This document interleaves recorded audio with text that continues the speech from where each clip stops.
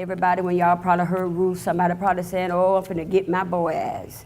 Because every time we hear anybody talk about Ruth, first thing we think about, women think about, I'm finna get me a Boaz. And they begin to say, oh, yes, this is what I've been wanting. Apostle gonna tell me where he at and what he's doing and how I can go get him. But you all look at your neighbor and say, Ruth is more than a Boaz. Come on here. She's more than that. She's more than that. She's more than that. And you know, a lot of times we want to talk about what she ended up with and not talk about what it took to get there.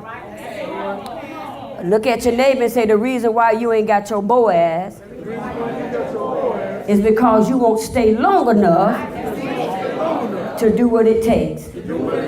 Now, Boaz can mean anything. And I would say to you to do it today, your Boaz is what you believe in God for. Your Boaz can be something that you need in your life that you ain't got yet. Your Boaz can be your house. Your Boaz can be another job. Your Boaz can be your children being saved. But whatever your Boaz to you, come on here, you got to stay long enough to get what you need to get. How many understand that? And you know, if I was Ruth, and I would be kind of upset that the only thing that y'all get out of my book is about a Boaz. Y'all ain't getting nothing else. Y'all ain't getting nothing else. Y'all, they got women workshops about getting your Boaz. They telling you about washing your clothes, keeping your house clean, and make sure you got a panty drawer and a bra drawer. But ain't nobody telling you about your character. Because one of the things that Ruth had was good character. Come on here. Her character was good. And when your character is good with God, everything else going to flow from that. Come on here. Come on here. How many understand that? Come on, somebody say, I want what Ruth had. And it ain't a Boaz. My character is flawed. Come on here.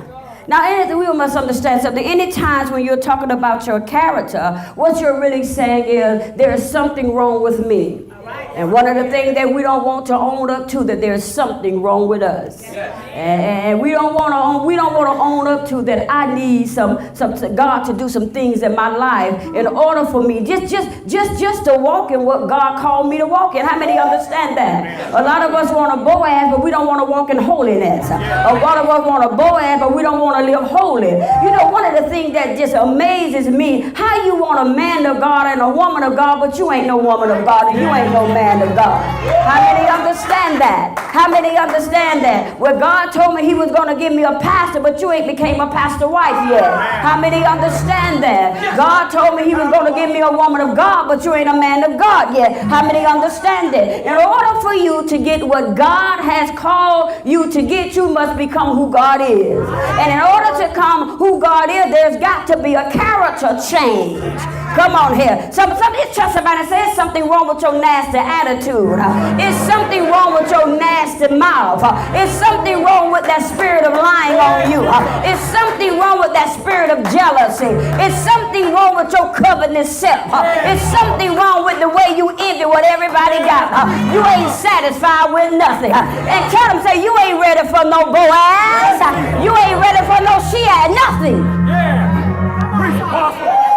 Take your time, Apostle. Come on here. We got a list of things that we want God to do, but we must understand that there's a list of things that God needs us to do in order to obtain what God has called us to have. Come on here. I want you to get this. I want you to get this. Come on, let's go to Ruth chapter 1, starting at the first verse. Ruth chapter 1, verse 1. Now it came to pass in the days when the judges ruled. Come on, read for me. There was a famine in the land. Come on. And a certain man of Bethlehem, Judah, went to sojourn in the country of Moab. He and his wife and his 2 sons. Come on now, there was a famine in the land. Somebody said there was some want. Come on here, come on. There, somebody had a need because it wasn't enough. Amen. Come on, read. Come on. And the name of the man was Elimelech, and the name of his wife Naomi, and the name of his 2 sons Mahlon and Chilion. Ephraimites of Bethlehem, Judah. And they came into the country of Moab and continued there.